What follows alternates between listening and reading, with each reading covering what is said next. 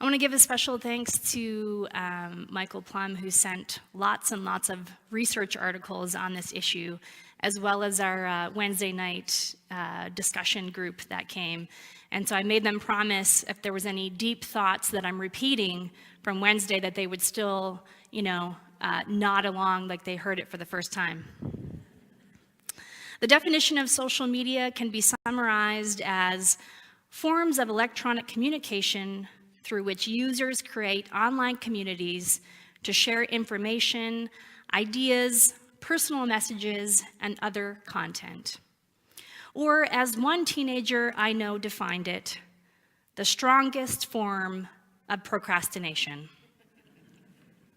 Applications like Facebook, Twitter, Snapchat, Pinterest, Instagram, and Google+ have definitely captured our attention. Over half of the world's population is now online, with 5 billion unique cell phone users and more than 3 billion using social media regularly. And this counts all ages. Whether we're sharing a recipe, a video of our child's piano recital, a controversial article about a current event, or a product that we're selling, we're sharing and receiving information in dramatically different ways than ever before. The term social media didn't even appear until 2004. So in the context of history, we're less than 2 decades ahead of something that has altered the way we think about human connection. And this process is still evolving rapidly. You can't have a marketing strategy these days that doesn't include social media if you have any hope of reaching most of the population. Over 50% of Canadian businesses use social media heavily to market their products and services. And as of 2017, daily social media usage of worldwide internet users was over 2 hours a day. The numbers are higher for younger people. Around 50% of teenagers spend between 2 and 4 hours per day on social media. Like it, love it, or hate it, social media is a muscular giant in the race for our attention. As media consumption is shifting onto our fingertips, the question of our humanity and the pervasiveness of loneliness in a seemingly hyper-connected age lingers all around us. Now, it's clear that social media can truly be social. Its capacity to bring us closer to other people and to give us insights into the lives of other people around the world that we wouldn't hear about otherwise is a huge gift. Now, my parents swore that they would never get smartphones. Flip phones were just fine, thank you very much. We don't need those newfangled inventions. But the moment my sister and her 4 kids moved across the world to Thailand, my parents ordered iPhones, Googled instructions on how to use FaceTime, and began texting and sending emojis faster than I could. Our desire to connect is so incredibly innate and tender and human, yet the other side of this coin can be murky. Social media brings with it the flash of a dopamine hit, much like a chemical substance. It affects us in the same way. And herein we find our dilemma. How do we use social media without letting it use us? One problem is that the majority of software decisions are made by a small number of people whose values guide our technological landscape and hence our behavior. And if their values put money first, they'll continue to make programs with the chief goal of taking as much of our attention as possible without considering the health of our relationships or the neuroplasticity of our brains. It's not evil to want someone to use our products, but even when something is created with good intentions, we could still omit the necessary effort to consider how we're changing the behavior of people who are still catching up with the effects of invasive technology. Justin Rosenstein, the former Facebook engineer who invented the like button on Facebook, has since banned Facebook from his phone. When he bought a new iPhone, he made his assistant put in a passcode so that he didn't know, and he couldn't even get in to download it onto his phone. He now describes the allure of Facebook likes as bright dings of pseudo-pleasure that can be as hollow as they are seductive. And he's concerned about the psychological effects on people who, research shows, touch, tap, or swipe their phone 2,617 times a day. In fact, many tech insiders are now sounding alarms about the very products they help develop. While some predict a smartphone dystopia, others decry these predictions as fear-mongering, similar to the historical fears we've had around other burgeoning technologies such as radio or television. Even Socrates had fear around actually committing ideas to paper because he thought it would result in our memories getting worse. He said, "This discovery of yours will create forgetfulness in the learner's souls because they will not use their memories. They will trust to the external written characters and not remember of themselves." And Konrad Gessner, a Swiss biologist in the 16th century, didn't like the invention of the printing press. He urged various monarchs to regulate the trade so the public wouldn't have to suffer the confusing and harmful abundance of books. He would definitely freak out over our iPads and Kindles. So, we've survived the dangers of the printing press. But is there something a little different with this new form of social communication? If we're seeking solace and stimulation by reaching for our phones or our computers hundreds or even thousands of times a day, perhaps the foundational problem underneath this behavior is rooted in loneliness. Cultural analyst Sherry Turkle, in her TED Talk titled "Alone Together," suggests this correlation. We are social creatures, and the feeling of loneliness can drive us mad. Yet the Western and modern world sanctions individuality. The individual is measured by personal achievements, such as having a career, wealth, a self-image, and consumerism. In this course of action, many people lose their social and familial connections in favor of a self-actualization ideal. As the social fabric in the Western world weakens, it's not surprising that more and more people define themselves as lonely. And thus, loneliness has become the most common ailment of the modern world. One of the possible reasons for this ailment is the online social network. In a world where time is money, in which our surroundings heavily pressure us to achieve more and more, our social life becomes tainted and more demanding than ever before. We are expecting more from technology and less from each other. The video we watched on social bankruptcy is a perfect depiction of the fear many of us have, including me, if we stepped back from our digital connectivity. We have Fomo. Do you know what Fomo means? Fear of missing out.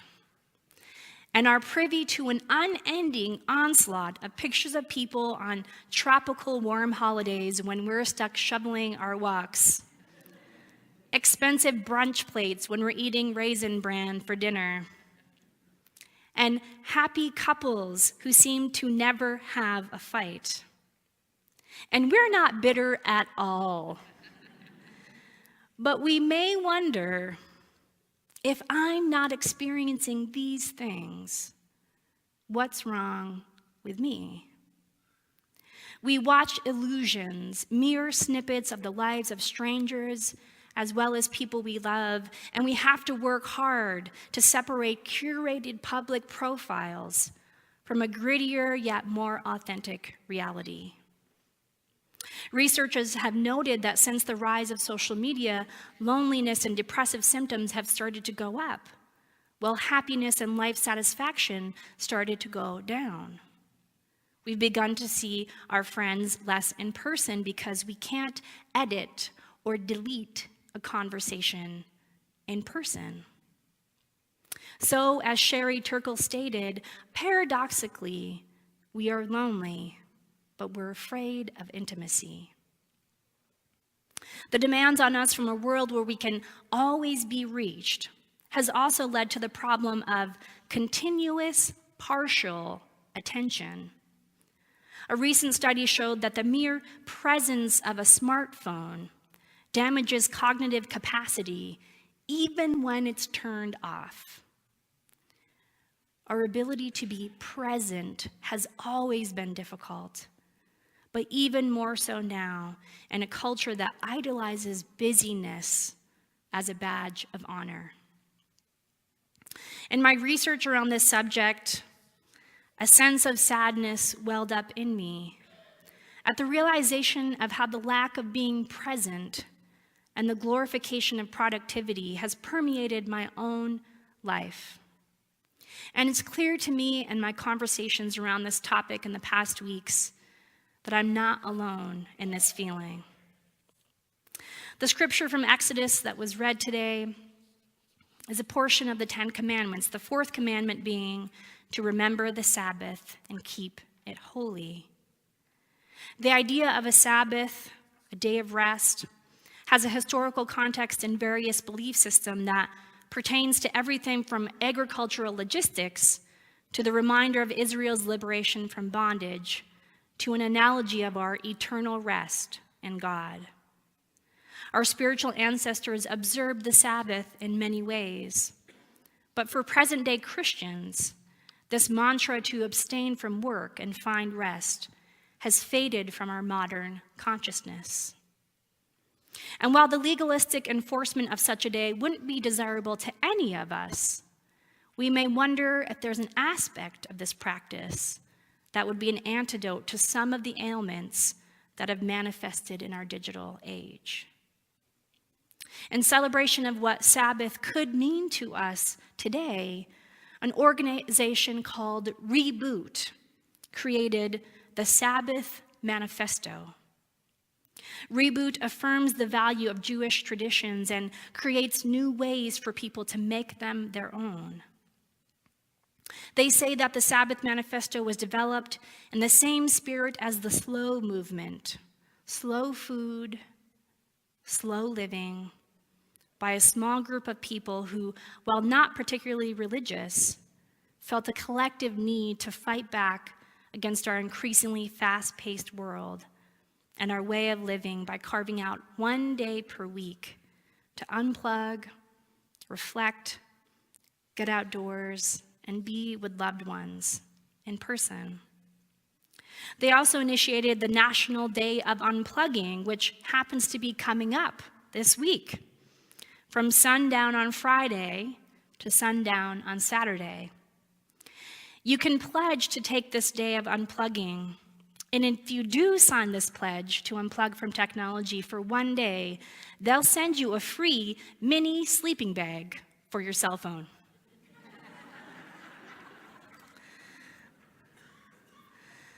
Which is enough for me to sign up. So I wonder if this and other simple but sacred rituals that we may just now start to take seriously could be part of us finding our way back to ourselves and encourage us, however uncomfortable it may be, to expect more from each other and less from technology. Now, this sounds really nice in theory, but it is not easy to practice. I run several social media accounts, and my ability to be connected is part of the reason I'm able to get to promote ideas and voices that are meaningful to me.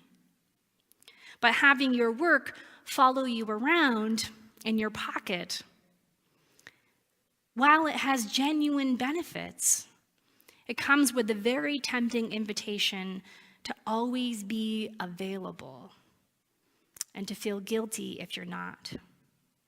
So the idea of unplugging for me is theoretically peaceful, but in reality can cause a lot of anxiety.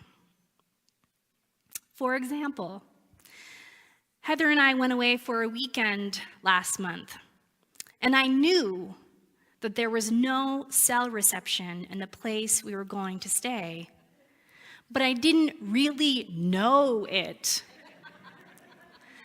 until I got there and I looked at my phone and I saw those two dreaded words, no service. You already knew exactly what I was going to say. And it took me a while to detox from this sense of being available or what I was missing out on. It was like a dopamine hit. I was missing that. And I wondered if I didn't tell somebody that I wasn't going to be available, what they would think. In fact, it's interesting. I recently got to this level with a friend of mine where we decided that we didn't have to pre-text to set up a phone call. We call it cold calling.